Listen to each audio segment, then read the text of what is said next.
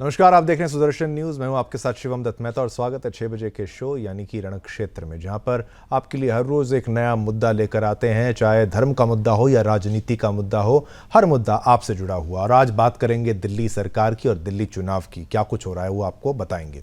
दिल्ली सरकार ने अरविंद केजरीवाल द्वारा की गई 2 बड़ी चुनावी घोषणाओं पर ब्रेक लगा दी है। महिला और बाल विकास विभाग और दिल्ली के स्वास्थ्य एवं परिवार कल्याण विभाग ने अखबारों में विज्ञापन छपवाकर ये स्पष्ट किया है कि राज्य में महिला सम्मान योजना और संजीवनी योजना जैसी कोई सरकारी योजना या स्कीम नहीं चल रही है। पहला विज्ञापन महिला और बाल विकास विभाग की ओर से जारी किया गया, जिसमें कहा गया कि दिल्ली सरकार ने ऐसी कोई नोटिफिकेशन जारी नहीं की है जिससे ये योजना लागू हो। वहीं दूसरा विज्ञापन दिल्ली सरकार के स्वास्थ्य विभाग ने संजीवनी योजना को लेकर जारी किया, जिसमें यह बताया गया कि इस नाम से कोई स्कीम दिल्ली सरकार द्वारा नहीं चलाई जा रही है। और अब इन विज्ञापनों के जरिए सरकारी विभागों ने अरविंद केजरीवाल की घोषणाओं का खंडन किया है, जिनका उद्देश्य आगामी चुनावों में महिला मतदाताओं को आकर्षित करना था। ये स्थिति राजनीतिक दृष्टि से महत्वपूर्ण हो सकती है, क्योंकि इन योजनाओं का प्रचार प्रसार मुख्यमंत्री केजरीवाल के नेतृत्व में किया गया था, जबकि अब सरकार के विभागों ने इन्हें नकार दिया है और जिसे लेकर राजनीति तेज हो गई है। करेंगे चर्चा, लेकिन उससे पहले हमारी ये स्पेशल रिपोर्ट देखिए और मामले की गंभीरता को समझिए। होने वाले हर बच्चे को अच्छी से अच्छी शिक्षा की जिम्मेदारी ग्रेजुएशन तक की उसकी गारंटी हमारी है। के अंदर अब हमें जल्दी से अगले कुछ सालों के अंदर 24 घंटे पानी देंगे। बसों में मार्शल लगाए हैं, बस मार्शल, ऐसे ही मोहल्ला मार्शल लगाए जाएंगे। दिल्ली के हर मोहल्ले के अंदर मार्शल लगाए जाएंगे महिलाओं की और वहाँ पे लोगों की सुरक्षा के लिए। प्रॉमिस किया था दिल्ली वालों की कि अगले चुनाव तक मैं यमुना को साफ कर दूंगा। अगले चुनाव के पहले मैं भी यमुना में डुबकी लगाऊंगा और आप सब लोगों को यमुना के साफ पानी में डुबकी लगवाऊंगा। 24 घंटे पानी मिलेगा और शुद्ध साफ पानी मिलेगा, जिसे आप बिना आरओ के, बिना फिल्टर के आप पानी सीधे टूटी से मुंह लगा के पी सकते हो। यमुना को साफ किया जाएगा। 5 साल तो लगेंगे, लेकिन 5 साल के अंत में आपको सबको यमुना में डुबकी तो जरूर लगवा दूंगा मैं। नाली, गली, पानी, सीवर, मोहल्ला क्लिनिक और सीसीटीवी कैमरे, 7 चीजों की गारंटी मेरी है। बहन गरीबी की वजह से झुग्गियों में रहते हैं, बहुत कठिन जिंदगी जीते हैं, उनको सम्मान की जिंदगी देंगे, उनके लिए मकान। ये है दिल्ली के सीएम, अरे माफ कीजिएगा, ये है दिल्ली के एक्स सीएम, जिनके पास वादों की भरमार है। अगर आपको प्यास लगी है तो ये आपके घर ऐसा पानी भेजेंगे जिसे आप बिना फिल्टर पी सकेंगे। प्रदूषण के मामले में तो दिल्ली का कोई जवाब नहीं, और जब बात यमुना पर आए तो जनाब डुबकी लगाने तक की बात कर देते हैं। जब देश की राजधानी दिल्ली में चुनावी सीजन आता है तो उसके साथ आते हैं आपके तमाम झूठे वादे, जैसे 24 घंटे बिजली, जाम से निजात और कच्ची कॉलोनियों को पक्का, और अब महिला सम्मान योजना और संजीवनी योजना की। महिला सम्मान योजना, हम जानते हैं कि हमारी माताएं बहनें कितनी मेहनत करती हैं, अपने घर में घर संभालती हैं, सुबह 4 बजे से रात को 10-11 बजे तक मेहनत करती हैं। उनकी सुविधा के लिए हम लोगों ने ऐलान किया था कि 2100 रुपये हर महीने उनके अकाउंट में डलवाया करेंगे। संजीवनी योजना के तहत हमारे 60 साल के ऊपर के जितने बुजुर्ग हैं, उन सभी बुजुर्गों का मुफ्त इलाज, चाहे प्राइवेट हो चाहे सरकारी अस्पताल हो, चाहे अमीर हो चाहे गरीब हो, सबका इलाज दिल्ली सरकार वहन करेगी उसका खर्चा। दिल्ली के विधानसभा चुनाव अगले साल की शुरुआत में होने हैं, लेकिन उससे पहले ही राष्ट्रीय राजधानी दिल्ली में कड़ाके की ठंड के बीच सियासी पारा भी चढ़ गया है। अब ये पारा महिला सम्मान योजना को लेकर चढ़ा है। दरअसल दिल्ली सरकार के महिला एवं बाल विकास विभाग की ओर से एक विज्ञापन जारी कर इस योजना को फ्रॉड बताया गया है, जिसके बाद बीजेपी आम आदमी पार्टी पर हमलावर हो गई। आज ये खबर बहुत हैरान करने वाली है कि पूर्व मुख्यमंत्री अरविंद केजरीवाल जो महिलाओं से साइन करा रहे हैं, दिल्ली सरकार का ही डिपार्टमेंट एडवर्टीजमेंट निकाल के कह रहा है कि भाई ये फ्रॉड हो रहा है, दिल्ली की जनता इससे सावधान रहे। इस तरह का कोई न तो प्रस्ताव है और न तो कोई ऐसी योजना है। और ये अरविंद केजरीवाल इतना नीचे गिर गया कि दिल्ली की जनता के साथ फ्रॉड कर रहा है।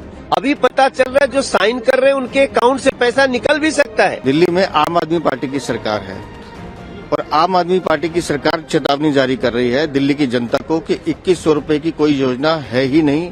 संजीवनी नाम की कोई योजना कैबिनेट में अप्रूव हुई नहीं, इसकी कभी चर्चा नहीं हुई। जो योजना धरातल पर है ही नहीं, कागजों में है ही नहीं, तो आप कहां लेकर जाना चाहते हैं? तो सीधा सीधा दिल्ली की जनता को ठगने का काम अरविंद केजरीवाल कर रहे हैं। जैसे 10 साल में दिल्ली की जनता को धोखा दिया है, अब जाते समय भी ये झूठ का ढोल अपने गले में पीट रहे हैं।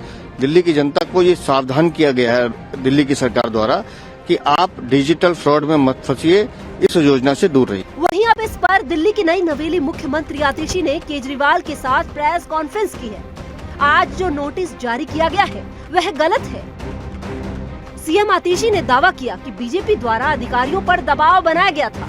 दिल्ली में महिलाओं की जो फ्री बस यात्रा चल रही है उसको रोकने के लिए एक फर्जी केस मेरे ऊपर करने का प्रयास किया जा रहा है, लेकिन हमने आज तक हमेशा ईमानदारी से काम किया है और ईमानदारी से काम करेंगे।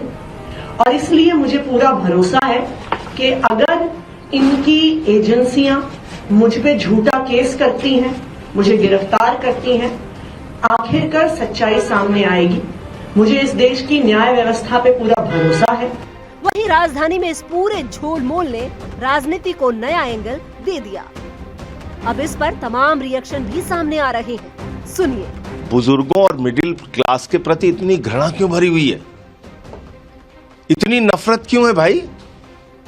केजरीवाल वो मुख्यमंत्री हैं जिन्होंने वादे से ज्यादा काम करके दिखाया। ये केजरीवाल की गारंटी है, चुनाव जीतने के बाद 60 साल के ऊपर के बुजुर्गों को निःशुल्क इलाज मिलेगा, प्राइवेट हॉस्पिटल में भी और सरकारी अस्पताल में भी। 2100 रुपए हर महिला को उनके खाते में मिलेगा चुनाव जीतने के बाद। और हर महिला ये कह रही है हम मुख्यमंत्री बनाएंगे केजरीवाल जी को और 2100 रुपए हमारे खाते में आएगा। ये तो सच बात है। जब इन्होंने कहा था करीबन महीने भर 15-20 दिन पहले कि 1000 रुपया प्रति माह भेजेंगे, तब भी हमने इस पे सवाल उठाए थे और हमने ये भी कहा था कि आपकी पंजाब में सरकार रही है, आपका वायदा रहा है चुनावी, आपको बहुत सीटें वहां मिली हैं, वहां तो 1 रुपया आज तक नहीं बटा। दिल्ली में भी हम लोगों को मालूम थी कि ऐसा तो है नहीं कि दिल्ली के अधिकारी और लोगों से बात नहीं करते हैं। जब हम लोगों ने पता किया तो पता चला कि स्कीम छोड़िए, इसकी डिस्कशन भी नहीं हुई है। और पैसा तो तब जाएगा ना कि जब बजट में या वित्त विभाग को आप कोई न कोई प्रपोजल भेजेंगे।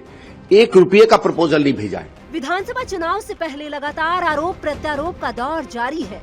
बीजेपी के बाद अब कांग्रेस भी आम आदमी पार्टी के खिलाफ फ्रंट फुट पर आ गई है, जिसके तहत कांग्रेस ने आप और बीजेपी के खिलाफ एक बुकलेट जारी किया। इस बुकलेट की थीम मौका मौका, हर बार धोखा रखा गया है। अब ऐसे में ये देखना दिलचस्प रहेगा कि दिल्ली वालों को संजीवनी देने वाली आम आदमी पार्टी को क्या जनता बचाएगी या उनके झूठे वादों में नहीं आएगी। Bureau report, Sudarshan news. वहीं दूसरी तरफ दिल्ली की मुख्यमंत्री आतिशी ने हाल ही में एक प्रेस कॉन्फ्रेंस करके गंभीर आरोप यहां पर लगाए हैं बीजेपी पर। उन्होंने कहा है कि नई दिल्ली विधानसभा क्षेत्र में जहां से अरविंद केजरीवाल चुनाव लड़ते हैं वहां बीजेपी लोगों के वोटर चेक कर रही है, वोटर आईडी जो कार्ड्स होते हैं वो चेक करके उन्हें पैसे बांट रही है। इसको लेकर आतिशी ने बीजेपी नेता प्रवेश वर्मा का नाम लिया है, जिसके बाद माहौल और भी ज्यादा गर्मा गया। सुनिए आतिशी ने क्या कुछ कहा है।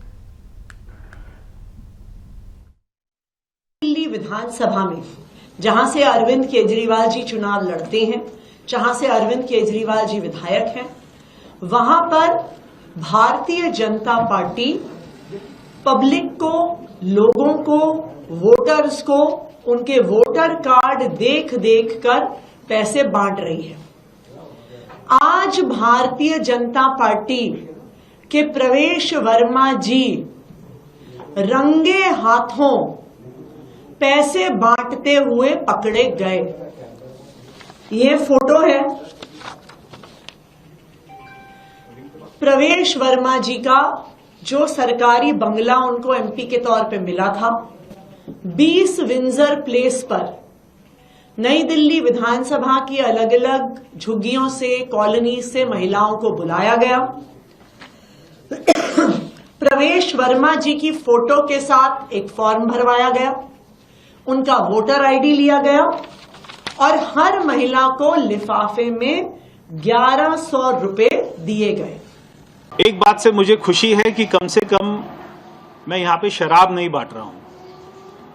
जो दिल्ली के मुख्यमंत्री पूरी दिल्ली में बांट रहे थे, जब दिल्ली में कोविड था, दिल्ली के लोग उनसे दवाई मांग रहे थे, हॉस्पिटल मांग रहे थे, तब दिल्ली के आदरणीय मुख्यमंत्री केजरीवाल जी वो दिल्ली में शराब बांट रहे थे, एक बोतल के बदले में एक बोतल फ्री दे रहे थे। जब हम उनसे हॉस्पिटल मांग रहे थे तब वो अपना शीश महल बना रहे थे। तो आज मुझे खुशी है कि मैं मेरी गरीब माताओं बहनों की सहायता कर रहा हूँ। मैं शराब नहीं बांट रहा, ना मैं अपना शीश महल बना रहा हूँ। मैं मेरे घर के पैसे, मेरे अकाउंट के पैसे, मेरी संस्था के पैसे, वो सारे अकाउंटेड पैसों से ही मैं यहाँ की माताओं बहनों की मदद कर रहा हूँ।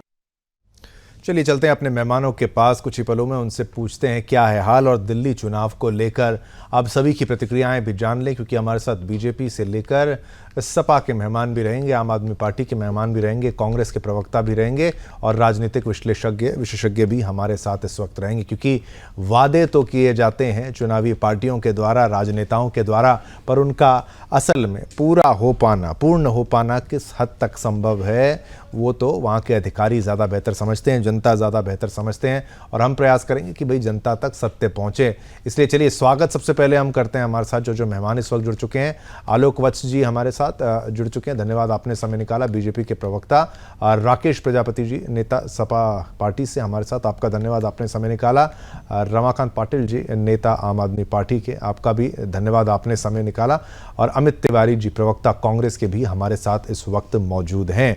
तो चलिए, क्योंकि मामला दिल्ली का है इसलिए सबसे पहले मौका वहां की मौजूदा सुरेंद्र स्वामी जी भी, माफ कीजिएगा, बिल्कुल वो तो उन्हें तो कैसे भूला जा सकता है, हमारे एक्सपर्ट राजनीतिक विशेषज्ञ, वो भी हमारे साथ हैं और कई बार उनकी जो भविष्यवाणी होती है वो सही निकलती है। हरियाणा चुनाव से लेकर महाराष्ट्र चुनाव तक सटीक विश्लेषण उनका है। लेकिन सुरेंद्र स्वामी जी, आप पर मैं आऊं उससे पहले चलिए पॉलिटिकल इसको स्टार्ट करते हैं। रमाकांत पाटिल जी, जो कुछ हो रहा है दिल्ली में इस वक्त, घोषणाएं किया जाना फिर उसको नकार दिया जाना, रमाकांत पटेल जी आपसे अगर मैं पूछूं कि भाई जो सारी जो बातें हैं ये जो हो रही हैं घोषणाएं, उसका जो विरोध किया जाता है, उसका खुलासा होता है कि भाई ये है नहीं, तो क्या कहेंगे आप, सच्चाई क्या है? दोनों तरफ से जो दो खबरें आ रही हैं, आपका रुख क्या है, ऑफिशियल स्टैंड क्या है? देखिए, अरविंद केजरीवाल जी ने और आम आदमी पार्टी ने प्रेस वार्ता करके बाकायदे ये बतलाया कि अगर चौथी बार आम आदमी पार्टी की सरकार बनती है तो हम दिल्ली में जो योजनाएं चल रही हैं उसके अलावा इलाज की व्यवस्था, जो 60 वर्ष से अधिक उम्र के व्यक्ति हैं उनको चाहे सरकारी अस्पताल में हो चाहे प्राइवेट अस्पताल में हो, उनका पूरा इलाज निःशुल्क किया जाएगा। ये व्यवस्था हम कर रहे हैं। महिलाओं को 1000 रुपए की राशि और उसको बढ़ा करके फिर 2100 रुपए की राशि हम देंगे। ये हमने ऐलान किया है, अरविंद केजरीवाल जी ने ऐलान किया है, आम आदमी पार्टी ने ऐलान किया है। अब अधिकारियों का आकर के एलजी साहब के दबाव में या केंद्र सरकार के दबाव में कुछ कहना, तो ये आप भी समझ सकते हैं कि किस प्रकार के शब्द हैं और क्यों कहा गया है। केवल आम आदमी पार्टी के बढ़ते हुए ग्राफ को रोकने के लिए कहा गया है, इसके अलावा कुछ नहीं कहा गया। दूसरी तरफ आपने एक चीज और देखी होगी, जो भारतीय जनता पार्टी के पूर्व सांसद हैं माननीय प्रवेश वर्मा जी, वो हजार रुपया बांट रहे हैं, 1100 रुपया बांट रहे हैं। भाई क्या कर रही है सीबीआई, क्या कर रही है ईडी, क्या कर रही है इनकम टैक्स, क्या कर रही है दिल्ली पुलिस और क्या कर रही है चुनाव आयोग? ये सवाल आज देश के सामने है कि चुनाव को किस प्रकार से मैनिपुलेट करने का काम ये लोग कर रहे हैं। भारतीय जनता पार्टी की 20 राज्यों में सरकार है शिवम जी, 20 राज्यों से ज्यादा जगहों पर सरकार है, लेकिन कहीं पर भी इन्होंने ना मुफ्त बिजली दी, फ्री बिजली नहीं दी, फ्री पानी नहीं दिया, फ्री बस की यात्रा नहीं दी, तीर्थ यात्रा नहीं कराई, ना कहीं अच्छे स्कूलों की व्यवस्था, ना कहीं इलाज की व्यवस्था है। केवल अकेले ये सारी व्यवस्थाएं दिल्ली में हैं, जहां पे आम आदमी पार्टी की सरकार है। मध्य प्रदेश की भाजपा की सरकार तो हर महीने 4000-5000 करोड़ रुपए का कर्जा ले लेती है। उसके बाद इतने महंगे महंगे बिजली के बिल आते हैं, पेट्रोल महंगा, डीजल महंगा, लहसुन 400-500 रुपया किलो। तो मैं ये कहना चाहता हूं कि भारतीय जनता पार्टी की सरकार सिर्फ और सिर्फ झूठ बोलती है। झूठ के दम पे, गुंडागर्दी के दम पे, पैसे के दम पे, संस्थाओं के दुरुपयोग के दम पे दिल्ली का चुनाव जीतना चाहती है, जो संभव नहीं है। दिल्ली के लोग केजरीवाल जी से प्यार करते हैं, केजरीवाल जी के कामों को पसंद करते हैं और फिर केजरीवाल जी के नाम पे मोहर लगाएंगे। ठीक है, लेकिन मैं आपसे ये पूछना चाहता हूं चलिए कि भाई संजीवनी योजना, अगर आप हेल्थ को लेकर योजना ला रहे हैं तो भाई आयुष्मान योजना भी तो है, केंद्र सरकार की योजनाएं तो ऑलरेडी मौजूद हैं, उससे फिर परहेज क्या है? शिवम जी, जे जनता का भला बिल्कुल जैसे शिवम भी जी, हो, उसमें क्या आपत्ति? हाँ बोलिए। बहुत बहुत अच्छा सवाल है, मैं बिल्कुल जल्दी इसका जवाब दे देता हूं। आपने केंद्र सरकार की आयुष्मान योजना का जिक्र किया। आयुष्मान योजना में जो उसमें चीजें हैं कि कौन कौन व्यक्ति इसके पात्र नहीं हो सकते। आपके घर पे 2 व्हीलर वाहन है, आपके यहाँ पे टीवी फ्रिज है, मोबाइल है, तो आप उसके पात्र नहीं होंगे। इस प्रकार की शर्तें हैं। आप बतलाइए कि कौन इसमें दिल्ली में ऐसे कितने लोग होंगे जो इस शर्त को पालन करते हुए और उसने योजना का लाभ लेंगे और फिर पूरे परिवार में 5 लाख का इलाज हो पाएगा?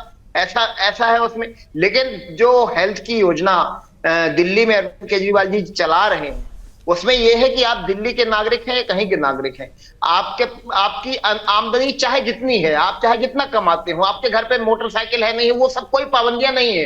कुछ भी है, आप अस्पताल आइए, आपका इलाज निःशुल्क होगा, आपका इलाज फ्री होगा, कोई दवाई का पैसा नहीं लगेगा, कोई जांच का पैसा नहीं लगेगा, कोई इलाज का पैसा, ऑपरेशन का पैसा नहीं लगेगा, करोड़ रुपए का भी इलाज होगा तो मुफ्त होगा। ये अंतर है, इसलिए हम दिल्ली में अपनी योजना चला रहे हैं। चलिए ठीक है। ये आपने एक आरोप लगाया कि भाई जो बीजेपी रोक रही है आपकी स्कीम्स को, आलोक वत्स जी ये बीजेपी पर आरोप लगा रहे हैं, ये किस हद तक सच्चाई है? घोषणा हो जाती है, उसके बाद कहा जाता नहीं ऐसा कुछ नहीं है।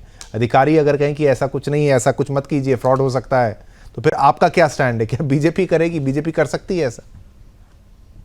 शिवम जी, यह अचंभे की बात है कि केजरीवाल जी ने जो घोषणाएं की हैं, उन्हीं के डिपार्टमेंट के सेक्रेटरीज कह रहे हैं कि इसका कोई प्रावधान नहीं है और ऐसी कोई मीटिंग में डिस्कस नहीं हुई है। तो इसका मतलब तो ये टोटली फ्रॉड है, हवाई बात है भाई। जब कंसर्न डिपार्टमेंट ही कह रहा है कि ऐसा कोई प्रोविजन है नहीं हमारे यहाँ, तो अब कौन बच गया है, किससे पूछा जाए? मैं थोड़ा सा अचंभित हूं कि कैसे ये हो गया। और उन लोगों ने, और जो पहले इन्होंने कुछ चीजें बताई थी महिलाओं के लिए, 1000 रुपये, तो वो 1000 रुपये भी अभी तक नहीं मिले हैं लोगों को। पंजाब में भी इन्होंने जीता था चुनाव, उसमें एक अहम मुद्दा था महिलाओं को पैसे देने का, आज तक पंजाब में नहीं दे पाए। और पंजाब की जो इकोनॉमी है वो बिल्कुल चरमरा उठी है, वो बोझ आगे का सहन नहीं करने की स्थिति में है, वो त्राही कर रही है। तो इस तरीके की योजनाओं, अच्छा प्रणेता यही है पूरे। ठीक है, आपका वीडियो बीच में थोड़ा सा बोलिए। उसमें अरविंद केजरीवाल का नाम सबसे अव्वल में आएगा। तो आज ये उन्हीं के ऊपर ये बैक ट्रैक कर रहा है। और जैसा कि अभी विदित हुआ है कि दिल्ली का इकोनॉमी भी घाटे में है, जिसको ये जबरदस्ती शो कर रहे हैं कि नहीं हमारा सरप्लस बजट है। तो बहुत से ऐसे मुद्दे हैं जो इन्होंने कहा। आपने देखा पिछले बार गर्मी में पानी की कितनी किल्लत हुई थी लोगों को पीने की विभिन्न इलाकों में। टैंकर माफिया किस तरीके से हावी थे, किस तरीके से टैंकर माफिया का महाजाल दिल्ली वालों ने झेला। उसके बाद जब बारिश का मौसम आया, तब आपने देखा कि आईटीओ और कनॉट प्लेस तक नी डीप वाटर में खड़ा था। कोई भी ड्रेन का जो गारत है वो नहीं निकल पाया टाइम से। ठीक है, उससे पिछले साल भी ये हुआ था और ये फिर रिपीट हो गया। रही जमुना की बात, अभी केजरीवाल जी कर रहे थे कि अगले 5 वर्ष में मैं भी उसमें सैर करूंगा, आपको भी सैर कराऊंगा। तो ये बात तो पीछे भी बोले थे, चुनाव के वक्त ही बोले थे कि गंगा को ऐसा, जमुना को ऐसा साफ कर दूंगा कि लोग अचरज करेंगे। और गंदा इतना गंदा हो गया है कि लोग अचरज कर रहे हैं। हम बिहार के लोगों को वहां छठ नहीं कर पाए, वो कोर्ट ने मना कर दिया कि it is not feasible to do Chhath in this polluted water. ये बात घाट बना के करना पड़ा। हाँ, ये बात बहुत चीजें कही है जिस पर अमल नहीं किया है। नहीं, ठीक है। रमाकांत जी आप कुछ कह रहे हैं, आपका ऑडियो आप कर देते। याद करिए ना। हाँ बोलिए, आप बोलिए जी। मैंने कहा ये पार्ट टाइम जो है मेमोरी लॉस वाले नेता ना रहे, इनको याद करना है तो 2 करोड़ रोजगार हर साल की बात भी हुई थी, अच्छे दिन की बात हुई थी, महंगाई कम करने की बात हुई थी, काला धन लाने की बात हुई थी, किसानों की आय दोगुनी करने की भी बात हुई थी, और काला धन ला करके हर खाते में 15 लाख देने की भी बात हुई थी। मैं ये कहता हूं कि short term memory loss Bharatiya Janata party के नेताओं का क्यों हो जाता है? इस पे विचार करने की जरूरत है। याद रखिए, पूरी चीजें याद रखिए। देखिए, शॉर्ट टर्म मेमोरी लॉस, लेकिन ऐसा नहीं है कि आपने पोल्यूशन हटाने का वादा ना किया हो या फिर मैं इस पे जवाब देने को तैयार हूं। नहीं, बिल्कुल आप जवाब दीजिए। मैं तो यही कह रहा हूं ना कि भाई अगर यमुना साफ हो जाए, पोल्यूशन खत्म हो जाए या कम हो जाए, संजीवनी योजना बिल्कुल ठीक, चलिए आप योजनाएं जनता के लिए सारी लॉन्च करिए, लेकिन अगर हवा साफ हो जाए तो आधी बीमारियां तो यहाँ पर वैसे ही खत्म हो जाएंगी। जो कहना नहीं चाहिए, लेकिन अरविंद केजरीवाल को जिस तरीके से पहले खांसी हुआ करती थी, अब लोग ज्यादा परेशान हैं। अरविंद केजरीवाल तो ठीक हो गए हैं, लेकिन लोगों को खांसी से परेशान लोग हैं। शिवम जी, ये चीज है। हाँ जी, बोलिए। शिवम जी, आप बिल्कुल ठीक कह रहे हैं। दिल्ली में हमने वादा किया था यमुना जी साफ करने का, और 2 साल कोरोना में निकल गए, सबने देखा है, पूरे देश में ने देखा है। उसके बाद में किस तरह से आम आदमी पार्टी के सभी नेताओं को जेल में डाल दिया गया, ये भी एक चीज रही बात दिल्ली की हवा खराब होने की, तो दिल्ली की हवा की गुणवत्ता जो पहले पूरे साल भर खराब रहती थी, वो अब केवल कुछ समय के लिए रहती है। हमने सुधार किया, उसमें और भी कर रहे हैं, उसमें और भी सुधार करने की जरूरत है। लेकिन जिस प्रकार से दिल्ली की हवा दिल्ली के कारणों से नहीं, बल्कि आसपास के राज्यों के कारणों से खराब हुई है। आप देखिए कि पराली जलाने के मामले लगातार भाजपा शासित राज्यों में बढ़ रहे हैं। इसकी वजह से दिल्ली की हवा खराब हो रही है। तो ये विषय अकेले दिल्ली का नहीं, ये पूरे केंद्र का विषय है, पूरे देश का विषय है। इस पे लेकिन पराली का विषय आपने सीधा भाजपा शासित कह दिया। पंजाब में भी पराली जलती है, अब क्या वो उसमें वो गलती है क्या? किसानों को केंद्र का डाटा है, ये केंद्र का डाटा है शिवम जी। पंजाब की पराली जलाने के आंकड़े कम हुए हैं, ये हमारा डाटा नहीं है, ये केंद्र का डाटा है कि पंजाब में पराली जलाने के आंकड़े कम हुए हैं, लगातार कम हो रहे हैं। पर कोई साइंटिफिक, कोई ऐसा कोई साइंटिफिक डेटा आप भी नहीं दे रहे हैं कि भाई कितना वाकई प्रदूषण कम हो गया है? कुछ ऐसा कुछ भी तो सामने आए जो वादे जनता तो AQI की गुणवत्ता खराब रहती है, उसके दिनों में बहुत हद तक कमी आई है। पहले जो पूरे 365 दिन AQI की गुणवत्ता जिस लेवल पे रहती थी, खराब रहती थी, नुकसानदायक रहती थी, अब वो कुछ ही दिनों में इसमें मैं ये विषय समझूं कि एक तो आपने बोला कोविड एक कारण है, और दूसरा आपके नेताओं को कह रहे हैं कि आप जेल में डाल दिए कि इसलिए आप लोग काम नहीं कर पाए। ये भी यमुना जी की सफाई की अगर हम बात करें तो उसके ये 2 महत्वपूर्ण समय रहे कि काम करने का समय मिल नहीं पाया। ठीक है, चलिए ठीक है। आपसे मैंने ये प्रश्न पूछा। सुरेंद्र स्वामी जी पर भी मैं चलूंगा इस पूरे विषय पर जानकारी लेने के लिए। ठीक है, आलोक जी आपको एक क्विक रिस्पॉन्स दे दीजिए, फिर बाकी गेस्ट के पास भी जाना है। Quick response. इनके तीन ही नेता गए थे जेल, और लोग क्या कर रहे थे? उनको काम करने का समय नहीं था। इनके तीनों नेता एक साथ जेल नहीं गए थे, थोड़े थोड़े अंतराल पे गए थे और अपने कर्मों से गए थे। ये कह रहे हैं इन्होंने जेल में डाल दिया। जब आपके टॉप के 3 नेता जेल में चले जाएंगे तो जब पता चल जाएगा कि क्या काम होता है, क्या नहीं होता है। आप बीच में नहीं बोल सकते हैं। आप बोल रहे थे तो मैं सुन रहा था। उसके बाद इन्होंने लैंडफिल साइट पे कहा कि सारे लैंडफिल साइट को हम हटा देंगे 1 महीने के अंदर। केंद्र की सरकार बदलने दीजिए। जब भारतीय जनता पार्टी के लगातार टॉप 3 नेता जेल में जाएंगे, बोलिए, जनता पार्टी गायब हो जाएगी। एक एक करके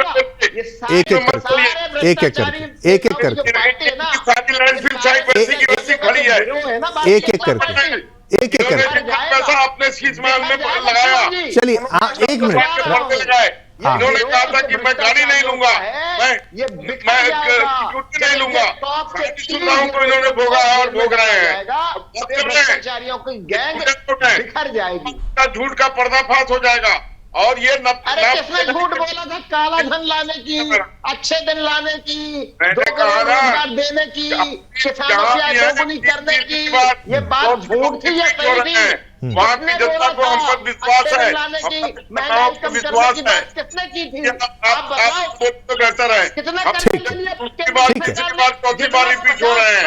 आप हरियाणा में गए 0/0 पर आउट हो गए। तमाम सरकारों ने लिया। पंजाब भी इस बार अपने हाथ से जाएगा। जिस तरीके चलिए एक मिनट। ठीक है। आप हालत जितनी खस्ता कर रखी है वो भी सारे लोग। चलिए एक दोनों की बात यहाँ पर रखी, लेकिन बिल्कुल सुरेंद्र स्वामी जी पहले आप पर मैं आना चाहता हूँ। आप क्या एनालिसिस देते हैं? चुनावी वादे फ्रीबीज से लेकर अब ये जो घोषणा कर देते हैं फिर उसको हटा दिया जाता है, फिर केंद्र की जो योजना है वो कहते हैं कि उसमें कमियां हैं इसलिए उसको लागू नहीं किया जा रहा। देखिए ऐसा है शिवम जी कि ये पहली बार हो रहा है पिछले 3 चुनावों के बाद आप आम आदमी पार्टी के साथ कि वो इस बार अपने वादों में और जो अपनी दूसरों को दोषारोपण की नीति से ये जीतते आए उसमें फंस गए हैं। और ये इस तरह से फंस गए हैं कि अब इनके पास निकलने का उससे कोई रास्ता नहीं है। आप देखिए, बोलिए स्वामी जी। बात केजरीवाल जी को कहना पड़ रहा है कि मैं अब 24 घंटे पानी दूंगा, मतलब 10 साल से तो ये सड़क बिजली पानी पर ही थे ना राज में। अब ये कह रहे हैं कि अब हम आपको पीने का पानी देंगे। सड़कें और जो सीवेज की हालत है वो सबको मालूम है। वो कह रहे हैं कि अब हम पक्की कर देंगे, अब हम ठीक कर देंगे। तो जो वादे जिनको ये कहते रहे कि हमने कर दिए, तो अब ये उन्हीं में फंस गए। अब उनको फिर से शुरू कर रहे हैं कि हम फिर से इनको देंगे, आपको दे देंगे, हम आपको दे देंगे, हम नहीं कर पाए, हम मानते हैं। तो फिर आपने किया क्या? ठीक। तो इसलिए क्या हुआ कि वो जितने इनके पहला चुनाव तो इन्होंने शीला दीक्षित को सेंटर में रख के लड़ लिया। उनको खूब इन्होंने, आपको मालूम ही है जिस तरह के आरोप उन पे लगे, जिस तरह से उनका उन्होंने चरित्र हनन किया, और वो चुनाव जीत गए। फिर उसके बाद जो भी काम हो ये दूसरों की जिम्मेदारी, जो भी काम हो ये दूसरों की जिम्मेदारी। पर्यावरण है तो राजस्थान की पराली यहाँ पे आती है जल करके। इनको यही नहीं पता है कि राजस्थान की हवा किधर से किधर आती है। इनको पंजाब की हवा दिखाई नहीं देती, यूपी की हवा उल्टी बहेगी जब आएगी दिल्ली में। तो इनकी पूरी राजनीति 10 साल की सिर्फ झूठ पर आधारित रही, दोषारोपण पे आधारित रही, और वो फंस गए अब इसमें। और इस बार इनका है कि जो कांग्रेस है, ठीक है, वो कांग्रेस भी बहुत एक्टिव हो गई है। लोकसभा चुनाव में कांग्रेस को जो अच्छा समर्थन मिला, तो अगर कांग्रेस की रिकवरी होती है दिल्ली में तो आम आदमी वैसे ही साफ हो जाएगी। अब आते हैं आपकी ये जो योजनाएं बनाई, बिल्कुल क्या होता है ये आपका पॉइंट है कि भाई कांग्रेस का बढ़ना क्या आम आदमी पार्टी के लिए खतरा है। अमित तिवारी जी भी हमारे साथ हैं। बोलिए। नहीं, ये 2 योजनाओं की जो आप बात कर रहे थे ना, मैं वो योजनाओं पे कह दूं कि ये सरकार में है, चुनाव की घोषणा नहीं हुई है। आप कैसे कह सकते हैं कि हम जीत गए तो ये देंगे? भाई चुनाव की घोषणा होने के बाद आप मैनिफेस्टो लाएंगे, उसमें वादे करेंगे। अगर कोई सरकार सत्ता में बैठी है और कह रही है कि मैं चुनाव जीता तो अगली बार अभी से ही चुनाव जीतेंगे तो लाएंगे। सुरेंद्र स्वामी जी भी हमारे साथ थे। अमित जी, आपने सुरेंद्र स्वामी जी की बात को सुना, आपका कनेक्शन बीच में थोड़ा डाउन हो गया था, लेकिन अब आपके जवाब का टाइम है कि भाई अब दिल्ली की राजनीति में क्या बीजेपी वर्सेस आप है या फिर कांग्रेस भी क्या स्ट्रॉन्ग कंटेंडर के तौर पर यहाँ पर दिल्ली में है? देखिए शिवम भाई, सर्वविदित है कि जो दिल्ली का विकास मॉडल स्वर्गीय शीला दीक्षित जी कांग्रेस पार्टी के शासनकाल में रहा, और उनके शासनकाल में, कांग्रेस पार्टी के शासनकाल में दिल्ली ने विकास के सर्वोच्च आयामों को छुआ। वो 10 साल से खली जो कमी है वो दिल्ली की जनता को महसूस हो रही है। और हम अगर एक बात कहें तो केंद्र और राज्य की नूरा कुश्ती के इस खेल में जनता जनार्दन बहुत बुरी तरह पिसी है, चाहे वो केंद्र की योजनाओं को लेके हो, चाहे राज्य की योजनाओं।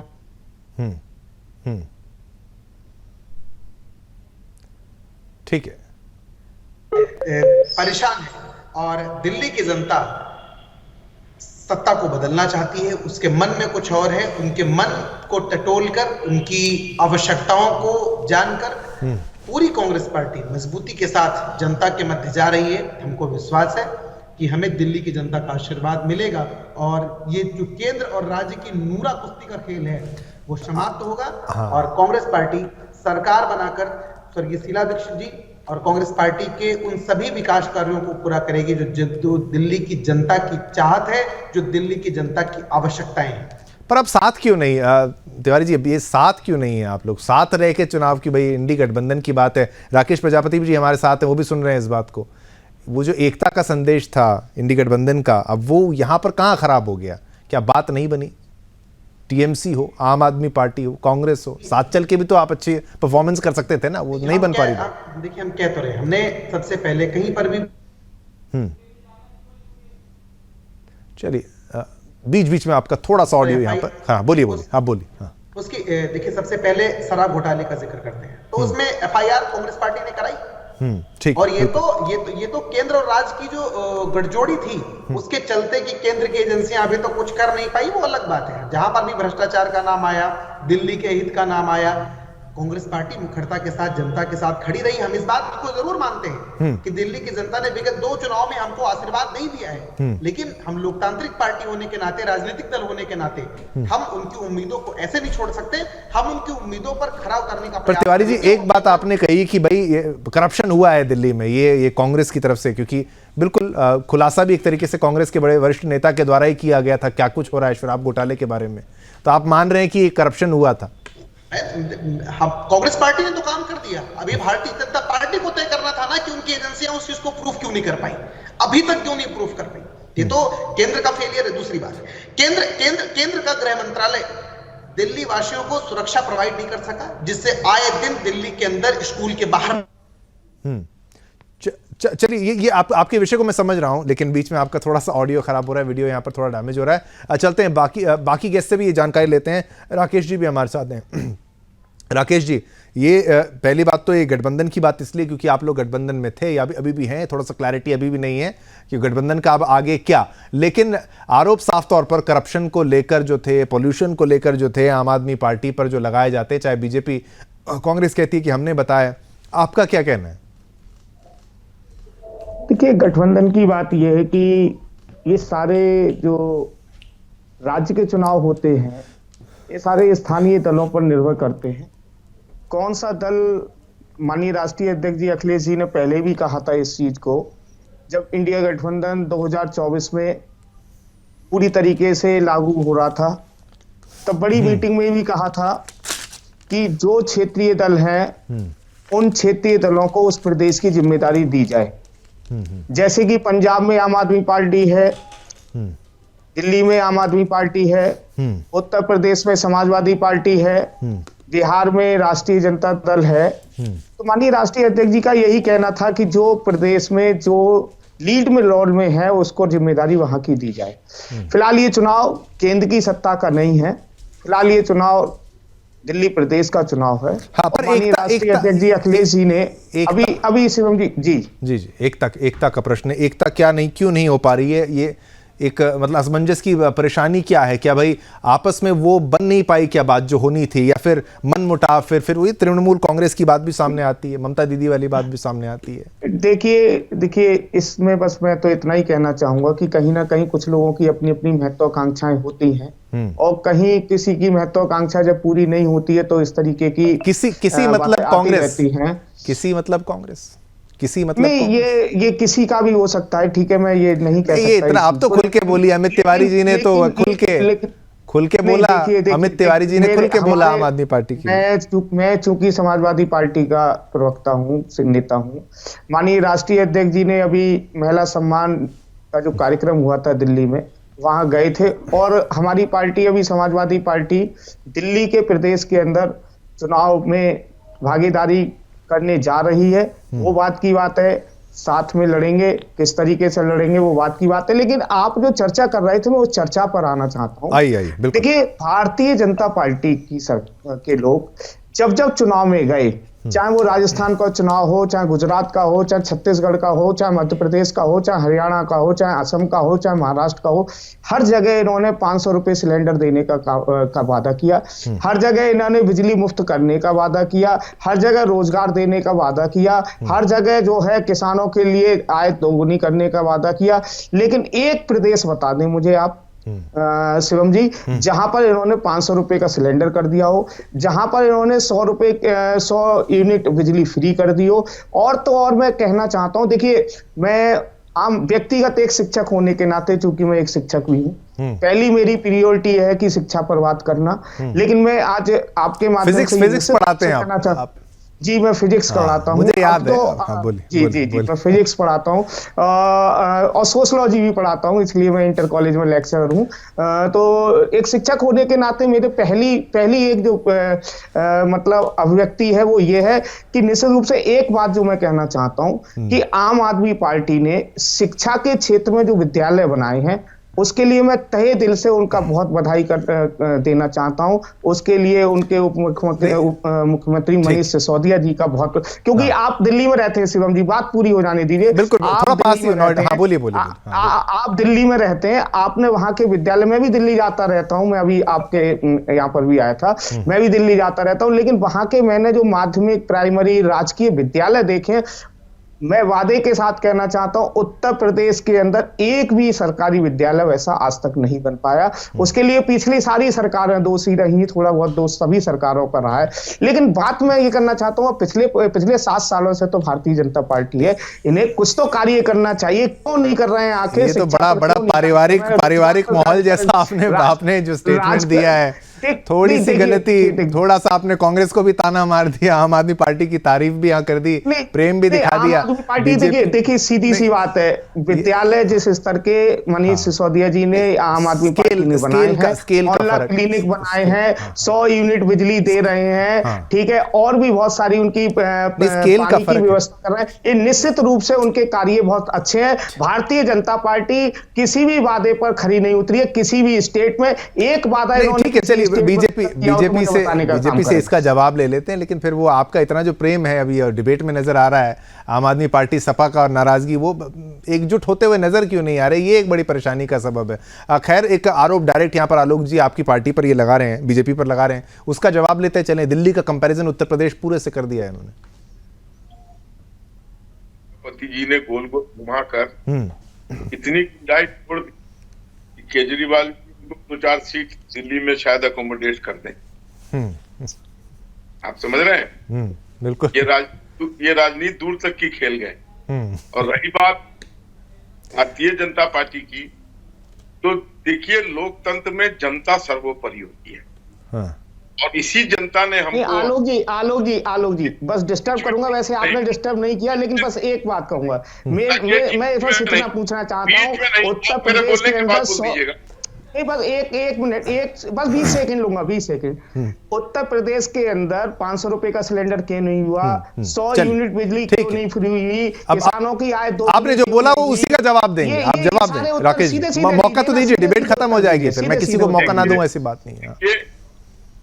जनता का फैसला सर्वोपरि होता है, और जनता ने हर प्रदेश में हमको दोबारा तिबारा 14 रिपीट करने का काम किया है। तो हमारे ऊपर ये जो भी दोषारोपण लगाते हैं उसको जनता नकार देती है, और जनता को हमारे किए गए कार्यों पर भरोसा है। आप इसी तरीके से इन बातों को तो आप 2014 के बाद से ही कहना चालू कर दिए। तो ईवीएम जिंदाबाद है साहब। नहीं, ठीक, ऐसे नहीं, देखिए राकेश जी, हम आगे बढ़ते चले गए। ईवीएम पे नहीं, ईवीएम बीजेपी का थोड़ी ना ईवीएम है।